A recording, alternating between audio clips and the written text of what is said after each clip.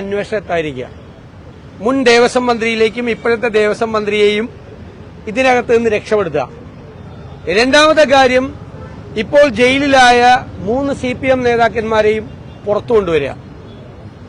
ഈ കേസ് അന്വേഷണം തെളിവില്ലാതെ അവസാനിപ്പിക്കുക. അതിനുവേണ്ടി SITയുടെ മീതെ മുഖ്യമന്ത്രിയുടെ ഓഫീസ് നടത്തുന്ന കനത്ത സമ്മർദ്ദമാണ് ഇപ്പോൾ ശബരിമല കേസിലുള്ളത്. ശബരിമല കേസ് എങ്ങുമെത്താതെ അവസാനിക്കാൻ പോകുന്ന ദൌർഭാഗ്യകരമായ ഒരു സാഹചര്യത്തിലേക്ക് പോവുകയാണ്. എല്ലാവരും സ്റ്റാറ്റ്യൂട്ടറി ജാമ്യം കിട്ടി പുറത്തു വരുന്ന സാഹചര്യമാണ്. സർക്കാരാണ് ഇതിന്റെ അകത്ത് ഇടപെടുന്നത്. എല്ലാവരെയും സംരക്ഷിക്കാൻ വേണ്ടിയിട്ടാണ് മുഖ്യമന്ത്രിയുടെ നേതൃത്വത്തിൽ ഇടപെടുന്നത്. അതുകൊണ്ടാണ് അവർക്കെതിരായി അച്ചടക്ക നടപടികൾ പോലും അവർ സ്വീകരിക്കാതിരുന്നത്. അതിൽ നിന്ന് രക്ഷപ്പെടാൻ വേണ്ടി CPM സ്വർണം കട്ടതിന് സോണിയാഗാന്ധിയെ കുറിച്ച് പറയേണ്ടതിന്, സ്വർണം കട്ടത് CPM നേതാക്കളാണ്. ആ CPM നേതാക്കളെ സംരക്ഷിക്കുന്നത് CPM ആണ്, മുഖ്യമന്ത്രിയാണ്, ഭരണകൂടമാണ്, CPM നേതൃത്വമാണ്. അതെല്ലാവർക്കും അറിയാം. എന്നിട്ട് എന്താണ് അയ്യപ്പന്റെ സ്വർണം കൊണ്ടുപോയത് സോണിയാഗാന്ധിയാണ്. അപ്പൊ സോണിയാഗാന്ധിയെ മനഃപൂർവ്വം വലിച്ചഴിച്ച് പ്രിയങ്ക ഗാന്ധിയുടെ വീട്ടിലേക്കാണ് BJP മാർച്ച് നടത്തിയത്. അപ്പൊ CPMഉം BJPയും കൂടിയിട്ടുള്ള ഒരു ഏർപ്പാടാണ്. കാരണം സോണിയാഗാന്ധിയെയും പ്രിയങ്ക ഗാന്ധിയെ അധിക്ഷേപിക്കുമ്പോൾ ഏറ്റവും കൂടുതൽ ഇന്ത്യയിൽ സന്തോഷിക്കുന്നത് BJP നേതൃത്വമാണ്. ആ BJP നേതൃത്വത്തെ സന്തോഷിപ്പിക്കുന്നതിന് വേണ്ടി, അവരെ പ്രീണിപ്പിക്കുന്നതിന് വേണ്ടിയിട്ടാണ് ചെയ്യുന്നത്. ഇവര് പ്രിയങ്ക ഗാന്ധിയുടെ സോണിയാഗാന്ധിയുടെ പേര് പറയുമ്പോൾ BJP, പ്രിയങ്ക ഗാന്ധിയാണോ അയ്യപ്പന്റെ സ്വർണം കവർന്നത്? പ്രിയങ്ക ഗാന്ധിയുടെ ഓഫീസിലേക്ക് വയനാട്ടിലേക്ക് മാർച്ച് നടത്തിയാണ് BJP. CPM നിയമസഭയിൽ വന്ന് മന്ത്രിമാരുൾപ്പെടെ ആവർത്തിച്ച് അവരെ അധിക്ഷേപിച്ച് സംസാരിക്കുകയാണ്. ഇത് BJP നേതൃത്വത്തെ പ്രീണിപ്പിക്കുന്നതിന് വേണ്ടിയിട്ടാണ്. സ്പീക്കർ മുഖ്യമന്ത്രി പറയുന്നത് കേട്ടു നിൽക്കുകയാണ്. അദ്ദേഹത്തിന് സ്വന്തമായ ഒരു അഭിപ്രായമില്ല. എനിക്കത് പറയുന്നതിൽ ദുഃഖമുണ്ട്. ഇന്ന് 5 മന്ത്രിമാർക്കാണ് പറയാൻ അവസരം കൊടുത്തത്. 5 മന്ത്രിമാരും അതിന് 4 പേര് വ്യക്തിപരമായി എന്നെ അധിക്ഷേപിക്കുക. അത് എനിക്ക് വിരോധമില്ല. കാരണം അവര് എന്നെ സഹായിക്കാൻ തീരുമാനിച്ചാൽ ഞാൻ അതിനെങ്ങനെ നോ പറയുന്നു? അവര് നിരന്തരമായി വ്യക്തിപരമായി തേജോവധം ചെയ്യാണ്. AKG സെന്ററിലിരുന്നും മന്ത്രി ശിവൻകുട്ടിയുടെ ഔദ്യോഗിക വസതിയിലിരുന്നും വ്യാപകമായി വ്യക്തിപരമായ ദുഷ്പ്രചരണം നടത്തുകയാണ്. അതിന്റെ കണ്ടിന്യൂവേഷനാണ് നിയമസഭയിൽ കണ്ടത്. എനിക്ക് പ്രതിഷേധമില്ല. വളരെ വ്യക്തിപരമായി അധിക്ഷേപിക്കുകയാണ്. അതിനെല്ലാം സ്പീക്കർ അവസരം കൊടുക്കുകയാണ്. 5 മന്ത്രിമാർക്കാണ് ഇന്ന് സംസാരിക്കാൻ. സോണിയാഗാന്ധിയെയും പ്രിയങ്ക ഗാന്ധിയെ അധിക്ഷേപിച്ച് സംസാരിക്കാൻ 5 മന്ത്രിമാർക്കാണ് ഇന്ന് സ്പീക്കർ അവസരം കൊടുത്തത്. 5 പേർക്ക്. ആവർത്തിച്ച് ഓരോരുത്തർ പറഞ്ഞത് തന്നെ പറഞ്ഞുകൊണ്ടിരുന്നിരുന്നു. ഇതിൽ നിന്ന് CPMന് രക്ഷപ്പെടാൻ പറ്റില്ല. പിണറായി ഭരണകൂടത്തിന് രക്ഷപ്പെടാൻ പറ്റില്ല. അയ്യപ്പന്റെ സ്വർണം കട്ടവരെ പ്രൊട്ടക്ട് ചെയ്യുന്നത് CPM ആണ്, ഭരണകൂടമാണ്, പിണറായി ഭരണമാണ്, മുഖ്യമന്ത്രിയുടെ ഓഫീസാണ്. ഇവരെ എല്ലാവരെയും രക്ഷപ്പെടുത്താൻ ശ്രമിക്കുന്നത്. അതുകൊണ്ട് ഈ സ്വർണ്ണ കവർച്ച, അതിന്റെ യഥാർത്ഥ ആളുകൾ, ഇനിയും ഇതിന്റെ പിന്നിൽ പ്രവർത്തിച്ച ആളുകളിൽ എത്താനുണ്ട്, ഉന്നതന്മാരിലേക്ക്. അത് എത്തുന്നതുവരെ, യഥാർത്ഥ പ്രതികൾ അരിക്കകത്താകുന്നതുവരെ, തെളിവുകൾ ശേഖരിക്കുന്നതുവരെ അതിശക്തമായി UDF ഈ സമരവുമായി മുന്നോട്ട് പോകും. കേരളത്തിലെ ജനങ്ങൾക്ക് വേണ്ടിയാണ് പ്രതിപക്ഷത്തിന്റെ ഈ സമരം. ജനങ്ങളുടെ മുഴുവൻ ഹൃദയത്തിലുള്ളതാണ്. ഈ ശബരിമലയിൽ ഇത്രയും വലിയൊരു സംഭവം ഉണ്ടാവാൻ പാടില്ലാത്തതായിരുന്നു. അവിടെ ഒരു മോഷണം, അവിടുത്തെ സ്വർണം കട്ടെടുക്കുക, അത് ചിന്തിക്കാൻ പോലും കഴിയാത്തൊരു കാര്യമാണ്. അതുകൊണ്ട് തന്നെ അത് ഒതുക്കി തീർക്കാനുള്ള ശ്രമത്തിനെതിരെയാണ് പ്രതിപക്ഷം സമരം നടത്തുന്നത്. വേണ്ടാത്തൊരു സമരമല്ല ഞങ്ങൾ നടത്തുന്നത്. ഇപ്പോ ഏറ്റവും പുതുതായി വന്നിരിക്കുന്നത് ഇത് പതുക്കെ ഒതുക്കി തീർക്കാം ഇലക്ഷന്റെ മുമ്പ്. ആരിലേക്കും ഇനി കൂടുതൽ പോവണ്ട, ഇവിടം കൊണ്ട് അവസാനിപ്പിക്കുക, എന്നിട്ടും എല്ലാം ഊരുക. ആ പരിപാടിക്ക് എതിരായിട്ടാണ് ഇതിലെ യഥാർത്ഥ പ്രതികളെ പിടിക്കാൻ, തൊണ്ടി മുതൽ കണ്ടെടുക്കാൻ. അത് വളരെ വ്യക്തമായി കേരളത്തിലെ ജനങ്ങളുടെ ഹൃദയത്തിലുള്ള കാര്യമാണ്, അവരുടെ ആവശ്യമാണ്. അതുകൊണ്ടാണ് ഞങ്ങൾ ഈ പ്രശ്നം നിയമസഭയിൽ ഉയർത്തിപ്പിടിക്കുന്നത്. അതിനേക്കാൾ വലിയ പ്രശ്നം പലതുമുണ്ട് എങ്കിൽ പോലും കേരളത്തിൽ സംഭവിച്ചുകൂടാത്തൊരു കാര്യമാണ് ഈ സംഭവിച്ചിരിക്കുന്നത്. അതുകൊണ്ട് തന്നെ അതിന്റെ പ്രാധാന്യം ജനങ്ങൾ മനസ്സിലാക്കും. പ്രതിപക്ഷ നേതാവ് ഇത് 2ാമത്തെ ദിവസമാണോ സഭ ബഹിഷ്കരിക്കുന്നത്? ഇത്രയും അടിയന്തര പ്രാധാന്യ വിഷയമാണ്. എന്തുകൊണ്ട് ഒരു അടിയന്തര പ്രമേയം സഭയിൽ കൊണ്ടുവരുന്നത്? അല്ല, അടിയന്തര ഇത് ചർച്ച ചെയ്താണല്ലോ, അടിയന്തര പ്രമേയമല്ലല്ലോ. ഞങ്ങൾ പറഞ്ഞിരിക്കുന്നത് മന്ത്രി വാസവൻ രാജിവെക്കണം, SITയുടെ മീതെ മുഖ്യമന്ത്രിയുടെ ഓഫീസിന്റെ സമ്മർദ്ദം അവസാനിപ്പിക്കണം. അത് സമ്മർദ്ദം കൂടിക്കൊണ്ടിരിക്കുകയാണ്. SITയുടെ അന്വേഷണം വഴിയിലാവുകയാണ്. മന്ത്രി രാജിവെക്കുന്നില്ല. ഞങ്ങളുടെ ഡിമാൻഡ് അതാണ്. അത് ചർച്ച ചെയ്താൽ തീരുന്നാലല്ലോ. ഞങ്ങളുടെ ആ ഡിമാൻഡ് അംഗീകരിക്കണമെന്നാണ് ഞങ്ങൾ ആവശ്യപ്പെട്ടിരിക്കുന്നത്. മുഖ്യമന്ത്രി പറഞ്ഞത് ഈ ഹൈക്കോടതി നേരിട്ടുള്ള മേൽനോട്ടം നടത്തുന്ന അന്വേഷണമാണ് എസ്ഐടിയുടേത്. ഇത് സർക്കാർ റോളില്ല. അതുകൊണ്ട് നിങ്ങൾ ചെയ്യുന്ന സമരം ഹൈക്കോടതിക്ക് എതിരെയാണെന്നാണ് മുഖ്യമന്ത്രി. ഞാൻ ചോദിക്കട്ടെ, ശബരിമലയിലെ തന്ത്രിയെ അറസ്റ്റ് ചെയ്തപ്പോ CPM ഹാൻഡിലുകളെല്ലാം കരുത്തനായ മുഖ്യമന്ത്രി തന്ത്രിയെ വരെ അറസ്റ്റ് ചെയ്തു എന്ന് CPM നേതാക്കളൊക്കെ അവകാശപ്പെട്ടല്ലോ. അപ്പോ SITയുടെ നിയന്ത്രണം പൂർണ്ണമായി എല്ലാവർക്കും അറിയാം. പക്ഷേ ആ SITയിലുള്ള ഉദ്യോഗസ്ഥന്മാര് ഈ ആഭ്യന്തര വകുപ്പിന്റെ കീഴിലുള്ള ഉദ്യോഗസ്ഥന്മാരാണ്. അവരുടെ മീതെ ഭയങ്കരമായ സമ്മർദ്ദമാണ്. അവിടുത്തെ രഹസ്യങ്ങൾ പുറത്തു പോകുന്നുണ്ട്, അവിടെ നടപടികൾ പുറത്തു പോകുന്നുണ്ട് SITയിൽ നിന്ന്.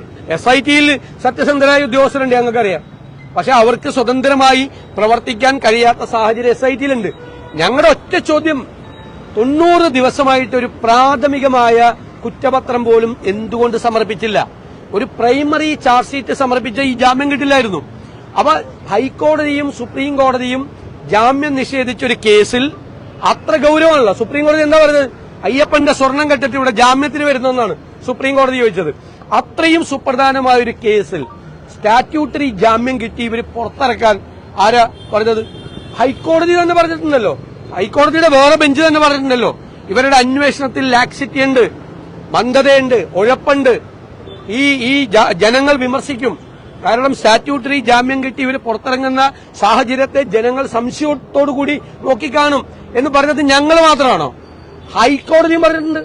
ഹൈക്കോടതി പറഞ്ഞ വാചകമാണ്, ഇവർ ജാമ്യം കിട്ടി, സ്റ്റാറ്റ്യൂട്ടറി ജാമ്യം കിട്ടി പുറത്തിറങ്ങുന്നത് ജനങ്ങൾ സംശയത്തോടുകൂടി നോക്കും.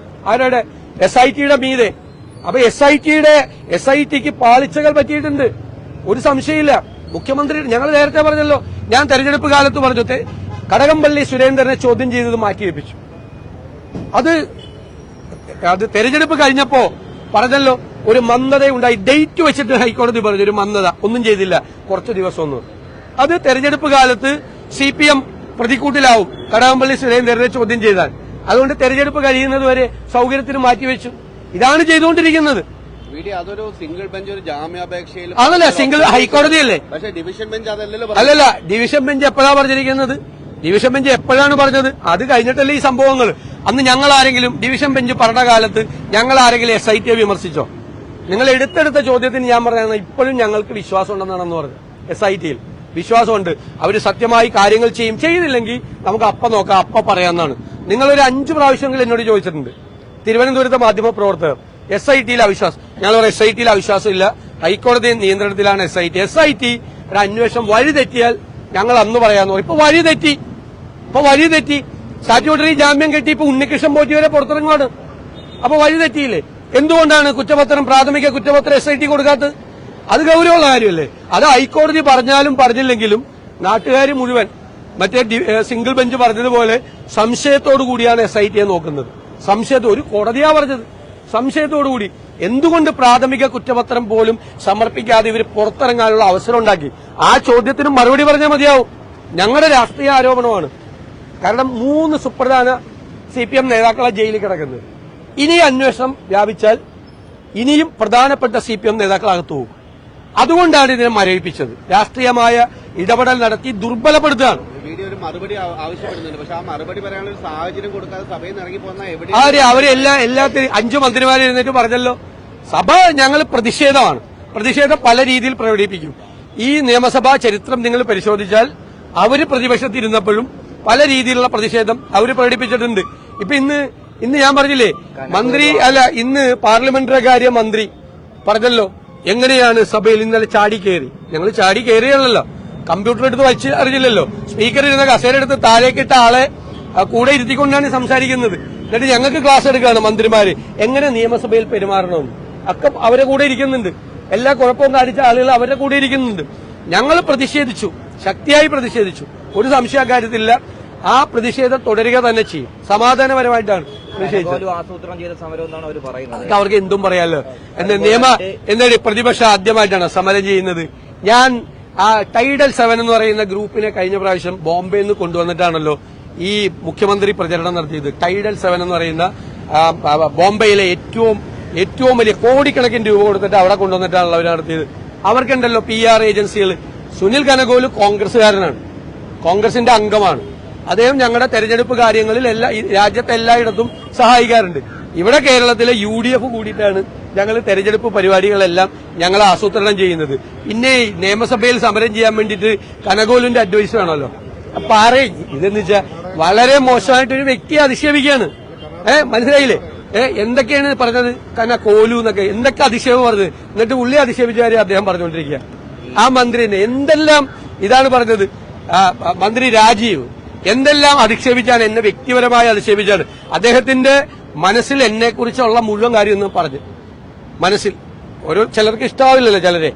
അപ്പൊ എന്നെ ഇഷ്ടമല്ലാന്ന് എനിക്ക് മനസ്സിലായി. ഉള്ളിലുള്ള ഒരു വ്യക്തിയോടുള്ള ഒരു മുഴുവൻ വിരോധവും അദ്ദേഹം വ്യക്തിപരമായ വിരോധം അദ്ദേഹത്തിന്റെ ഉള്ളിൽ ഒളിപ്പിച്ചു വെച്ചത് മുഴുവൻ അറിയാതെ പുറത്തേക്ക് വന്നു. എന്നെ വെല്ലുവിളിച്ചു. ഞാൻ ഇന്നലെ നിങ്ങളോടെന്താ പറഞ്ഞത്? ചീഫ് ജസ്റ്റിസ് ബാലിയെ നാട് കടത്തണമെന്ന് ആവശ്യപ്പെട്ടുകൊണ്ട് SFI DYFI പ്രവർത്തകർ ഹൈക്കോടതിയിലേക്ക് മാർച്ച് ചെയ്തു. ആ സമരം സംഘടിപ്പിച്ച ആളാണ് പുള്ളിവർ. ഞാൻ ആ സമരത്തിൽ പങ്കെടുത്തിട്ടുണ്ടെങ്കിൽ ഞാൻ ചാലഞ്ച് ചെയ്യുന്ന. ഞാൻ നിങ്ങളോട് ഇന്നലെ പറഞ്ഞത് നിങ്ങളുടെ റെക്കോർഡിലുണ്ട്, നിങ്ങൾ നോക്കിക്കോ. ആ സമരം അല്ലല്ല ഇത് രണ്ടുപേരും അങ്ങോട്ടും ഇങ്ങോട്ടും ആ ഒരു സ്ലിപ്പ് ഉണ്ടായി കാണും. അതൊക്കെ എല്ലാവർക്കും പറ്റുന്നതല്ലേ. അത് എന്റെ സമനില തെറ്റി, എനിക്ക് പ്രാന്തായി എന്നാണ് പറഞ്ഞത്. അതായത് ഒരു വകുപ്പ് മാറി ഞാൻ പറഞ്ഞപ്പോ എല്ലാവർക്കും സ്ലിപ്പ് ഉണ്ടാവില്ലേ? സ്ലിപ്പ് ഒരു പാർലമെന്ററി കാര്യ മന്ത്രി പറഞ്ഞ അടുത്ത മന്ത്രിക്കുള്ള മറുപടി പറയണതിന്റെ ഇടയിൽ പാർലമെന്റ് ഇതൊക്കെ മനുഷ്യനില്ലേ? ഒരു സ്ലിപ്പ്, ഒരു വകുപ്പിന്റെ പേരിൽ ഒരു സ്ലിപ്പ് ഉണ്ടായപ്പോ എനിക്ക് ഭ്രാന്താണ്, എന്റെ സമനില തെറ്റി, എന്റെ ബോധം പോയി എന്നൊക്കെയാണ് പറഞ്ഞത്, സംസാരിച്ചത്. അപ്പൊ എത്രമാത്രം വിരോധവും ശത്രുതയും വ്യക്തിപരമായി എന്നോടുണ്ട് എന്നതാണ് അവിടെ കാണിച്ചത്. കാരണം ടാർഗറ്റ് ചെയ്യാൻ എനിക്ക് അതെനിക്കറിയില്ല. ഞാൻ എന്നെ ടാർഗറ്റ് ചെയ്തുകൊണ്ട് എല്ലാവരും, ഞാൻ പറഞ്ഞല്ലോ കഴിഞ്ഞ കുറെ നാളുകളായിട്ട് തുടങ്ങിയിരിക്കുന്നത്. ഞാൻ പറഞ്ഞത് ഞാനത് എൻജോയ് ചെയ്യാണ്. കാരണം എന്നെ ഇങ്ങനെ സഹായിക്കാൻ എല്ലാവരും കൂടി ഇറങ്ങിക്കഴിഞ്ഞാൽ ഞാനെന്ത് ചെയ്യും? എന്നെ സഹായിക്കാനെന്നാണ് എന്റെ വിചാരം. മുഖ്യമന്ത്രിക്ക് പഠിക്കുകയാണെന്ന് പറഞ്ഞത് അതൊക്കെ ആർക്കെതിരെയും സംസാരിക്കാമല്ലോ. ഞാൻ പ്രതിപക്ഷ നേതാവല്ലേ, ഞാൻ UDFന്റെ ചെയർമാനല്ലേ, ഞാൻ ഈ ഭാഗത്തെ ലീഡ് ചെയ്യുന്ന ആളല്ലേ. എനിക്ക് വേണമെങ്കിൽ തിരിച്ചു പറയാമല്ലോ. ഈ പറയുന്ന CPMലെ രണ്ടാം നിര മുഴുവൻ മുഖ്യമന്ത്രിക്ക് പഠിക്കുകയാണെന്ന് പറയാലോ. ഞാൻ പറഞ്ഞില്ലല്ലോ അവര് മുഖ്യമന്ത്രിയാകാൻ ആഗ്രഹിച്ച എന്താ തെറ്റ്? അല്ലല്ല, അതൊക്കെ വ്യക്തിപരമായ വിരോധമാണ്. ഈ മുഖ്യമന്ത്രിക്ക് പഠിക്കുക തുടങ്ങിയ കാര്യങ്ങളൊക്കെ വ്യക്തിപരമായ വിരോധമാണ്, വ്യക്തിപരമായി ടാർഗറ്റ് ചെയ്യാണ്. ഞാൻ എന്നെ ഇത്ര ഭയപ്പെടുന്നുണ്ടെന്ന് എനിക്കിപ്പോഴാണ് മനസ്സിലായത്. ഇന്നലെ ഈ ബാനറിലെ വടിയൂരി അടിച്ചു എന്നാണ് സ്പീക്കർ പറഞ്ഞത്. അടിച്ചത് ആരെന്ന് അറിയാമെന്നും അതൊക്കെ നിങ്ങൾ പറഞ്ഞല്ല, അസംബന്ധമാണ് പറയുന്നത്. വടി വെച്ച് ഒരാളെ അടിച്ചിട്ടില്ല, അസംബന്ധമാണ്. സ്പീക്കർ പറഞ്ഞത് അസംബന്ധം. ഇന്നലെ മുഖ്യമന്ത്രി പറഞ്ഞ സ്പീക്കർ കണ്ടില്ല എന്ന് പറഞ്ഞു. സ്പീക്കർ കണ്ടില്ല എന്ന് പിന്നെ എങ്ങനെ സ്പീക്കർ ഇന്ന് അത് പറയണം? സ്പീക്കർ കണ്ടില്ല എന്ന് ഇന്നലെ എന്താണ് സ്പീക്കർ പറഞ്ഞ നിയമസഭയിൽ? അതായത് സ്പീക്കറിന്റെ ചേംബറിൽ വിളിച്ച് ചർച്ച നടത്തേണ്ട ഗൌരവമുള്ള ഒരു പ്രശ്നം ഇവിടെ ഉണ്ടായിട്ടില്ലെന്ന് പറഞ്ഞു. ആണോ? ഒരു പ്രശ്നം. സാധാരണ സ്പീക്കർമാര് സഭ സംഘർഷം ഉണ്ടെങ്കിൽ സഭാ നടപടികൾ നിർത്തിവെച്ച് സ്പീക്കറിന്റെ ചേംബറിൽ എല്ലാവരും വിളിക്കും. ഇപ്പൊ വിളിച്ചാൽ മുഖ്യമന്ത്രി വരില്ല, മുഖ്യമന്ത്രി അതിന് തയ്യാറല്ല. മുഖ്യമന്ത്രിയെ ഭയന്നിട്ടാണ് ചർച്ചയ്ക്ക് വിളിക്കാത്തത്. ഇന്നലെ ചർച്ചയ്ക്ക് വിളിക്കാത്ത കാര്യം എന്താണെന്ന് ചോദിച്ചപ്പോ എന്താ പറഞ്ഞത്? ഇവിടെ അങ്ങനത്തെ ഒരു പ്രശ്നം ഉണ്ടായിട്ടില്ല പറഞ്ഞില്ലേ? സ്പീക്കറുടെ നാവിന്നാണ് വന്നത്. അങ്ങനത്തെ ഗൌരവമുള്ള ഒരു കുഴപ്പം ഇവിടെ ഉണ്ടായിട്ടില്ല എന്ന് പറഞ്ഞു. അതിന് വേണ്ടിയിട്ട് എന്നിട്ട് ഇന്ന് മാറ്റി പറയേണ്ട ആവശ്യമില്ല. അത്രേ ഉള്ളൂ. ഞങ്ങളോട് സംസാരിച്ചിട്ടില്ലല്ലോ. ഒരു പ്രമേയം നിയമസഭയിൽ കൊണ്ടുവരുമ്പോൾ ഒന്നുകിൽ BSCയിൽ പറയണം, അല്ലെങ്കിൽ പ്രതിപക്ഷ നേതൃത്വത്തെ പാർലമെന്ററി കാര്യമന്ത്രി വഴി ഗവൺമെന്റ് അറിയിക്കണം. ഞങ്ങളോട് ചർച്ച ചെയ്തിട്ടോ ഞങ്ങളോട് സംസാരിച്ചിട്ടോ ഫോണിൽ പോലും ഞങ്ങളോട് പറഞ്ഞില്ല. അവർ പാസ്സാക്കിക്കോട്ടെ, ഞങ്ങൾക്ക് വിരോധമൊന്നുമില്ല. എന്താ പിന്നെ മുഖ്യമന്ത്രി ഇന്നലെ പറഞ്ഞു എന്താണ് കേന്ദ്രത്തിനെ വിമർശിക്കില്ല എന്ന്. ഫിനാൻസ് കമ്മീഷൻ എന്താ പറഞ്ഞതെന്നറിയോ? ഈ ഗവൺമെന്റ് അവതരിപ്പിച്ചതിനേക്കാൾ ഭംഗിയായിട്ടാണ് കേരളത്തിലെ പ്രതിപക്ഷം ഈ ഫിനാൻസ് കമ്മീഷന്റെ 16ാമത് ഫിനാൻസ് കമ്മീഷന്റെ മുമ്പിൽ കേരളത്തിന്റെ വിഷയങ്ങൾ അവതരിപ്പിച്ചു. മനസ്സിലായേ? അത്ര ഭംഗിയായിട്ടാണ് ഞങ്ങൾ വെൽ സ്റ്റഡീഡ് ആയിട്ട് റിസർച്ച് ചെയ്തിട്ടാണ് ഞങ്ങൾ സാമ്പത്തിക കാര്യങ്ങൾ ഞങ്ങൾ സംസാരിച്ചത്. ഞങ്ങള് കേന്ദ്രത്തിൽ പാർലമെന്റിൽ സമരം നടക്കുമല്ലേ, കേന്ദ്ര ഗവൺമെന്റിനെതിരായിട്ട് സമരം നടക്കുമല്ലേ.